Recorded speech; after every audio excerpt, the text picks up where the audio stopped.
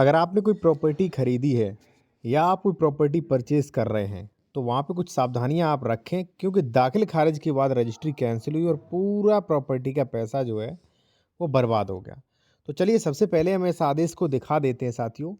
देखिए एक चीज़ मैं आपको बता दूं कि प्रॉपर्टी ट्रांसफ़र एक्ट सेक्शन 3 हो गया या रजिस्ट्री विभाग हो गया, तो उन्होंने खुद कह रखा है कि भाई जो आप प्रॉपर्टी खरीद रहे हैं, जैसे एक्स प्रॉपर्टी खरीद रहे हैं, तो इसकी जांच पड़ताल आप स्वयं करिए कि इसकी डबल रजिस्ट्री तो नहीं, इसका अंश से अधिक विक्रय तो नहीं, इसका श्रेणी नंबर क्या है, खातेदार का वर्ग क्या है, क्या इस प्रॉपर्टी को ट्रांसफ़र किया जा सकता है कि नहीं किया जा सकता है, डबल रजिस्ट्री तो नहीं है, सरकारी ज़मीन तो नहीं, सारी चीज़ें चेक करना आपका दायित्व होता है।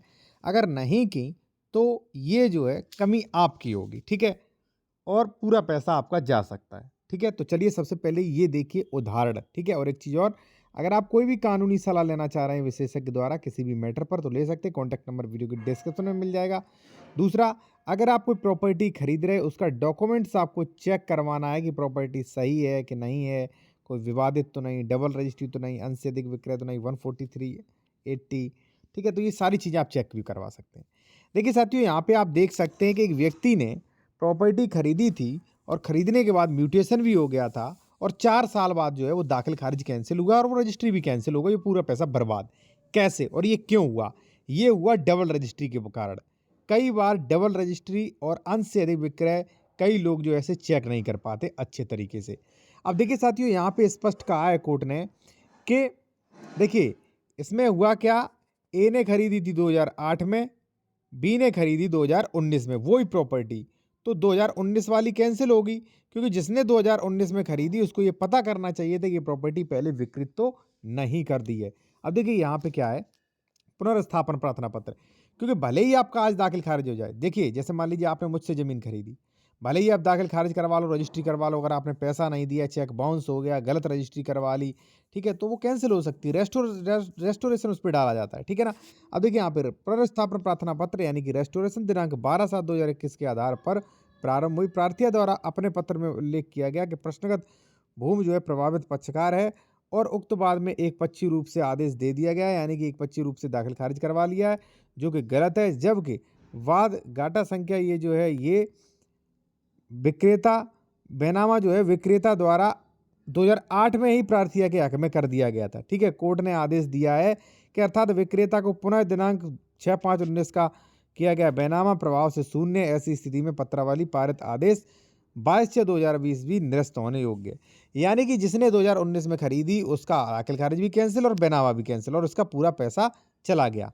तो हो सकता है ये फ्रॉड आपके साथ भी हो, तो आप इसे चेक करें साथियों। अभी मैं आपको बताऊंगा कैसे चेक करें। और देखिए, अगर आप कोई प्रॉपर्टी खरीद रहे हैं, डॉक्यूमेंट्स वगैरह चेक करवाना है या कोई लीगल एडवाइस लेना है तो कॉन्टैक्ट नंबर वीडियो के डिस्क्रिप्शन में मिल जाएगा। यहाँ पे साथियों दूसरा आदेश दे सकते हैं यहाँ पे कि ए ने जो है, जैसे मान लीजिए 800 वर्ग मीटर खरीदा, बेच रजिस्ट्रियां कर दी 900 वर्ग मीटर की, और जो 100 वर्ग मीटर की रजिस्ट्रियां करी थी उनका दाखिल खारिज नहीं हुआ, इनकार कर दिया। अब देखिए यहाँ पे देख सकते हैं कि खतौनी पर इस आशय से विक्रेता का अंश विक्रय है, तो यहाँ पे आप देख सकते हैं विक्रेता का अपने अंश से अधिक विक्रय किया, इसके पश्चात कोई स्वामित्व विक्रय हेतु शेष नहीं बच सकता।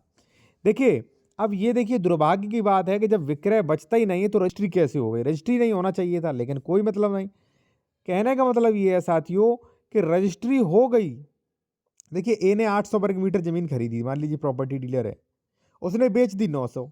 सवाल ये है कि 100 वर्ग मीटर की एक्स्ट्रा रजिस्ट्री कैसे हो गई? रजिस्ट्री तो हो गई, कर ली रजिस्ट्री ऑफिस वालों ने, भाई उन्हें भी संज्ञान नहीं होगा।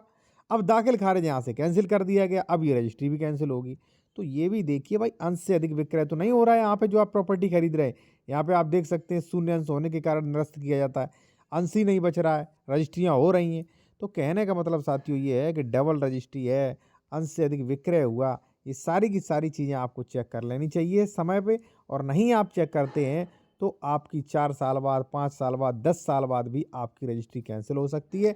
और सारी चीज़ों को आप जो है बहुत अच्छे से ध्यान रखें इन चीज़ों को, तभी आप प्रॉपर्टी खरीदें, ठीक है। और अगर मान लीजिए किसी ने गलत प्रॉपर्टी आपसे रजिस्ट्री करवा ली है तो उसको भी कैंसिलेशन आप करवा सकते हैं। प्रक्रिया मैंने आपको बता दी है, ठीक है। इसके बाद मैं आपसे कहूँगा, अगर आप कोई लीगल एडवाइस, कानूनी सलाह लेना चाह रहे हैं, कोई ज़मीन खरीदे उसका डॉक्यूमेंट चेक करवाना चाह रहे हैं तो कॉन्टैक्ट नंबर वीडियो के डिस्क्रिप्शन में मिल जाएगा साथियों। धन्यवाद।